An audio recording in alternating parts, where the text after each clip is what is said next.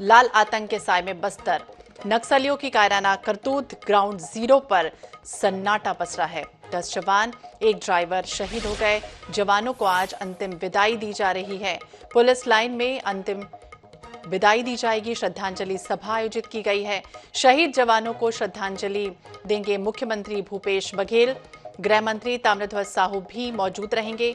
DGP Ashok Juneja भी दंतेवाड़ा रवाना हो गए हैं। एंटी नक्सल ऑपरेशन आईजी ओपी पॉल भी मौजूद रहेंगे। सांसद दीपक बैज और फूलो देवी नेताम भी दंतेवाड़ा रवाना हो चुकी हैं।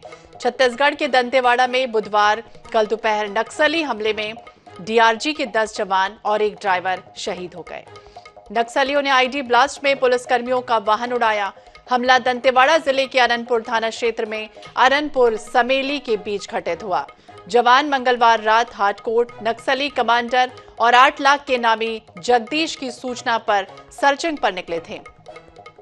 बस्तर में नक्सलियों का टेक्निकल काउंटर ऑफेंसिव कैंपेन यानी कि टीसीओसी चल रहा है और नक्सली इस दौरान अक्सर कई बड़ी घटनाओं को अंजाम देते हैं। फोर्स भी अलर्ट मोड पर थी। प्रधानमंत्री नरेंद्र मोदी ने इस हमले में शहीद हुए बहादुर जवानों को श्रद्धांजलि अर्पित की है। इसके अलावा छत्तीसगढ़ के मुख्यमंत्री भूपेश बघेल ने हमले पर दुख जताया है। सीएम ने ये कहा है कि शहीदों के परिवारों के प्रति मेरी गहरी संवेदनाएं हैं। नक्सलियों को बख्शा नहीं जाएगा। केंद्रीय गृह मंत्री अमित शाह ने छत्तीसगढ़ के मुख्यमंत्री भूपेश बघेल को हर संभव सहायता देने की बात कही है। तो एक बार फिर से लाल हुआ है बस्तर। बता दें, नक्सल ऑपरेशन चल रहा है, उसके बाद जवान लौट रहे थे। माओवादी कैडर की मौजूदगी की सूचना पर दंतेवाड़ा से डीआरजी जवान, डिस्ट्रिक्ट रिजर्व गार्ड, ये सब रवाना हो रहे थे। इसके बाद सभी जवान जब वहां से लौटे, इस दौरान घात लगाए नक्सलियों ने अरनपुर मार्ग पर पालनार में ब्लास्ट कर दिया। यह भी बताया गया कि एक जवान प्राइवेट वाहन से निकले हुए थे। हमले में एक ड्राइवर की भी मौत हुई है। हमले के बाद जवानों की ओर से जवाबी कार्रवाई भी की गई। इसमें कुछ नक्सली घायल हुए हैं। मौके पर फोर्स भी पहुंची। इस वारदात की पुष्टि आईजी सुंदरराज पी ने की। बता दें, हेड कांस्टेबल जोगा सोढ़ी ये जवान शहीद हुए हैं। इनके नाम आपको बता देते हैं। मुन्ना राम कड़ती, संतोष तामो, नव आरक्षक दुल्लो मंडावी, लखमू मरकाम, जोगा कवासी, हरिराम मंडावी, गोपनीय सैनिक राजू राम करटम, जयराम पोड़ियाम और जगदीश कवासी शहीद हो गए। इनके साथ ही प्राइवेट वाहन के चालक धनीराम यादव की भी मौत हुई है। घटना के बाद फोर्स पहुंची, सर्चिंग और तेज कर दिया गया। वाहन में 25 से 30 जवान सवार थे। घायल जवानों को जिला अस्पताल लाने के लिए 4 एम्बुलेंस को भी घटनास्थल के लिए रवाना किया गया। घटना के बाद आसपास के एरिया में सर्चिंग और तेज कर दी गई। ये भी आपको बता दें कि बस्तर में नक्सलियों ने इस समय टीसीओसी यानी कि टेक्निकल काउंटर ऑफेंसिव कैंपेन चलाया है। इस दौरान नक्सली अक्सर इस तरह से बड़े हमले और घटनाओं को अंजाम भी देते हैं। इसके तहत जवानों की भी सर्चिंग लगातार जारी रहती है। जवान जो है वो वहां पर पहुंचते हैं। पिछले सप्ताह ही आपको याद होगा, बीजापुर कांग्रेस विधायक विक्रम मंडावी के काफिले पर नक्सलियों ने हमला कर दिया था। वो साप्ताहिक बाजार में नुक्कड़ सभा कर लौट रहे थे। इसके 3 दिन बाद ही एक प्रेस नोट नक्सलियों ने जारी किया था, जिसमें कहा गया था कि टीसीओसी चलाया जा रहा है। हालांकि विधायक को निशाना बनाने की बात से उन्होंने इनकार किया। पूरा उड़ गया।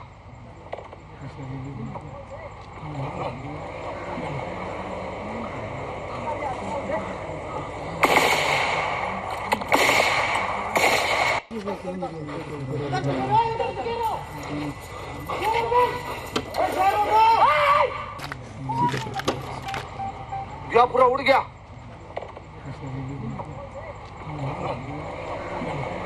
तो INH 24/7 पर एक्सक्लूसिव तस्वीरें सामने उस वक्त की हैं जब ये हमला हुआ था। इसमें हमारे 10 जवान और एक ड्राइवर शहीद हो गए हैं। बता दें, 2 साल पहले भी इसी तरह से 22 जवान शहीद हो गए थे। 2021 में अप्रैल महीने में नक्सलियों ने सबसे बड़ा हमला बीजापुर के तर्रेम क्षेत्र के टेकल गुड़ा में किया था। उस समय नक्सलियों ने बीजीएल, बैरल, ग्रेनेड लॉन्चर से हमला किया था। इसमें हमारे 22 जवान शहीद हो गए थे और 35 से ज्यादा जवान घायल हुए थे। ज्यादा जानकारी के लिए हम बात करेंगे, हमारे सहयोगी मनोज नायक हमारे साथ जुड़ गए हैं। मनोज, जिस तरह से बात करिए, बड़ा हमला हुआ, दुखद हमला हुआ, 2 साल पहले भी इस तरह से हमला हुआ था, एक बार फिर से बस्तर की धरती लाल हो गई। कल जिस तरह से बात करें, बड़ी हाई लेवल मीटिंग भी बुलाई गई थी, और क्या कुछ मीटिंग में रणनीति तय हुई है? दूसरी तरफ अगर बात करें तो आज मुख्यमंत्री, गृह मंत्री भी वहां पर पहुंचेंगे दंतेवाड़ा में श्रद्धांजलि सभा के लिए। जी, निश्चित रूप से दंतेवाड़ा में कल 10 जवानों के साथ एक ड्राइवर की शहादत हुई है और आज जो है दंतेवाड़ा में 11 बजे उन्हें श्रद्धांजलि दी जाएगी, उन्हें अंतिम सलामी दी जाएगी। और इसके लिए जो है मुख्यमंत्री भूपेश बघेल, गृह मंत्री ताम्रध्वज साहू और साथ ही साथ सांसद द्वय दीपक बैज और फूलो देवी नेताम अभी राजधानी रायपुर से रवाना हुए हैं। वे दंतेवाड़ा पहुंचेंगे और वहां पर जो है उन्हें श्रद्धांजलि देने के बाद जो है संभवतः मुख्यमंत्री एक बड़ी मीटिंग भी वहां कर सकते हैं, ताकि आने वाले दिनों में सुरक्षा बलों के खिलाफ ज्वाइंट ऑपरेशन तेजी के साथ चलाया जा सके, क्योंकि मुख्यमंत्री पहले ही कह रहे हैं कि नक्सलियों के साथ उनकी लड़ाई अभी सरकार की लड़ाई अंतिम दौर में चली और जल्द ही नक्सलियों का सफाया हो सकता है। लेकिन कल जिस प्रकार से पूरे जो घटनाक्रम हुए उसे लेकर कहीं ना कहीं अंदाजा लगाया जा सकता है कि नक्सली जो है कहीं ना कहीं अब आक्रामक होते जा रहे हैं, क्योंकि बीते कुछ दिनों के अंदर जो है नक्सलियों ने जनप्रतिनिधियों को निशाना बनाया, उसके बाद फोर्स के कुछ जवानों को निशाना बनाया और वे लगातार जो है बस्तर में कोई बड़ी वारदात को अंजाम देने की तैयारी कर रहे हैं। कल भी गोपनीय सूचना मिली थी फोर्स को, इसके बाद जो है डीआरजी के जवानों को रवाना किया गया था सुबह जो है डीआरजी के जवानों के साथ पहले मुठभेड़ नक्सलियों की हुई थी और इस मुठभेड़ में 2 नक्सली जिंदा भी पकड़े गए थे। जब डीआरजी के जवान दोपहर के लौट रहे थे तभी जो है अरनपुर थाना क्षेत्र में जो है नक्सलियों ने आईडी ब्लास्ट किया और इस घटना में 10 जवान जो है मौके पर ही शहीद हो गए, साथ ही साथ एक जवान की शहादत भी हुई है। वहीं घटनाक्रम के जैसे ही बाहर सामने आया उसके बाद जो कहीं ना कहीं जो है पूरे प्रदेश के साथ साथ देश में भी हड़कंप मच गई। केंद्रीय गृह मंत्री और प्रधानमंत्री नरेंद्र मोदी ने भी पूरे घटनाक्रम की जानकारी जो है मुख्यमंत्री भूपेश बघेल से दी।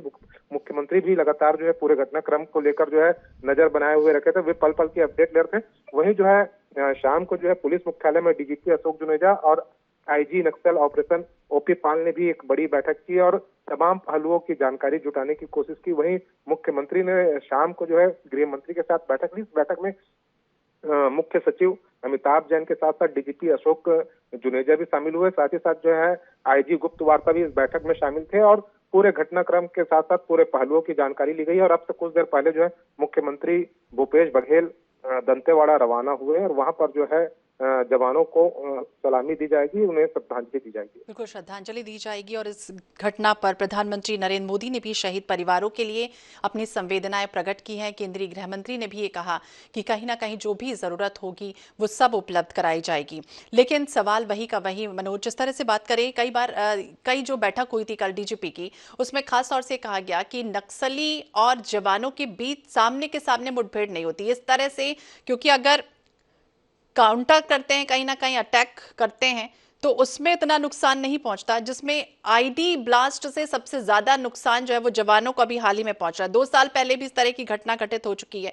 डीजीपी की बैठक में यह भी कहा गया कि इस तरीके के हमले जो हैं वो उसको ढूंढने के लिए, उसको काउंटर अटैक करने के लिए खासतौर से कुछ ऐसी रणनीति बनाने की सबसे ज्यादा जरूरत है। जी, निश्चित रूप से कहीं ना कहीं जो है फोर्स को जो है जो गोपनीय जानकारी मिली थी कि अरनपुर इलाके में जो है नक्सलियों का बड़ा जमावड़ा है, इसके बाद ही जो है डीआरजी के जवान जो है घटनास्थल के लिए रवाना हुए थे। और जैसे हमारी बात हुई आईजी नक्सल ऑपरेशन ओपी पाल से, तो उन्होंने भी साफ कहा था कि गोपनीय जानकारी के आधार पर ही डीआरजी के जवान रवाना हुए थे और इसके बाद वहां मुठभेड़ भी हुई। हालांकि हमने ये भी पूछा था कि प्लांटेड इंफॉर्मेशन हो सकती है, नक्सलियों की ओर से एम्बुश लगाया गया हो, इस प्रकार से फोर्स को अपने घेरे में लेने के लिए। तो उन्होंने साफ कहा कि पहले तो मुठभेड़ हुई है और उसके बाद जो है 2 नक्सली भी पकड़े गए, जिसमें नक्सलियों का एक संतरी भी पकड़ा गया, उससे पूछताछ की जा रही है कि वहां पर कितने नक्सली थे, क्या क्या है, पूरे घटनाक्रम की जानकारी ली जा रही है। और उन्होंने ये भी कहा कि अभी पूरे मामले का भी खुलासा नहीं हो पाया, विस्तृत जानकारी ली जा रही है और उसके बाद ही कुछ कहा जा सकता है। फिलहाल जो है कल एक हाई लेवल मीटिंग भी हुई मुख्यमंत्री के साथ, उसके बाद जो है अलग से जो पीएचक्यू में बैठक भी चली है और जो अलग अलग दौर की जो बैठकें हुई है, संभवतः आज मुख्यमंत्री दंतेवाड़ा में रहेंगे, बस्तर में रहेंगे, तो इस दौरान भी वहां पर जो है एक बड़ी बैठक फोर्स के अलग अलग विंग के अधिकारियों के साथ हो सकती है, ताकि आने वाले दिनों में रणनीतियों के खिलाफ नक्सलियों के खिलाफ जो है आक्रामक रणनीति तैयार की जा सके। तो आक्रामक रणनीति तैयार होगी। मुख्यमंत्री भी कहते हुए नजर आए हैं कि नक्सलियों को किसी की भी कीमत पर छोड़ा नहीं जाएगा, हम योजनाबद्ध तरीके से नक्सलवाद को खत्म करेंगे। अब देखना होगा कब ये खत्म होता है। बहुत बहुत शुक्रिया मनोज तमाम जानकारी के लिए।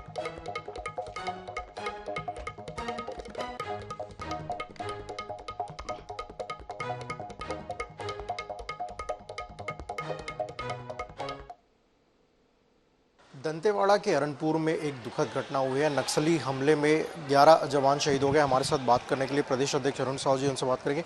सर, सरकार लगातार नक्सलियों पर नियंत्रण की बात करती है, कहाँ चूक हुई है लगता है आपको?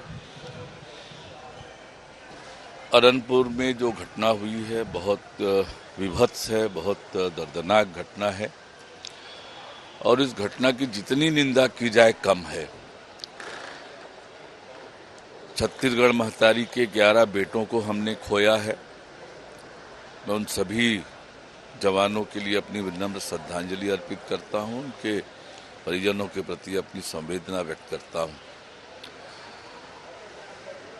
जहां तक नक्सली घटनाओं की बात है, लगातार घटनाएं हो रही है। राज्य सरकार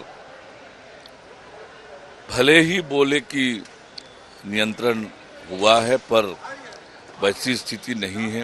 अभी थोड़े दिन पहले ही बीजापुर के विधायक के काफिले पर हमला हुआ। ऐसे लगातार घटनाएं हो रही है। हमारे पदाधिकारियों पर हमला करके मारा गया। राज्य सरकार अभी भी जागे और बस्तर में शांति बहाली के लिए काम करे। केंद्र सरकार हर प्रकार से मदद करने को तैयार है, कर भी रही है और इसलिए जिस तरह से सरगुजा में शांति की बहाली हुई है, बस्तर में भी शांति की बहाली हो, ये राज्य सरकार को आगे बढ़कर करना चाहिए। लोग लगातार ये बात उठाते रहे कि गर्मी में जो है नक्सली लगातार घटना को अंजाम देते हैं और घटनाएं कर भी सकते हैं। क्या लगता है सरकार गंभीर नहीं थी क्या? देखिए, मुझे लगता है कि ये बड़ा विषय है छत्तीसगढ़ के लिए और इसलिए राज्य सरकार को सभी बातों को छोड़कर छत्तीसगढ़ के हित में, बस्तर के हित में ऐसे लगातार हमारे जवानों की मौत हो, निर्दोष लोगों की मौत हो, ये इस विषय को गंभीरता से लेना चाहिए और राज्य सरकार को आगे बढ़ना चाहिए। बिल्कुल, हमारे साथ प्रदेश अध्यक्ष अरुण साहू, जिनका साफ तौर पर कहना है कि जो घटना दंतेवाड़ा में हुई है वो कहीं ना कहीं जो नक्सलियों की कायराना हरकत है, सरकार को इसका जवाब देना चाहिए। कैमरामैन अरुण के साथ स्वप्निल गौरखेड़े, INS न्यूज़ रायपुर।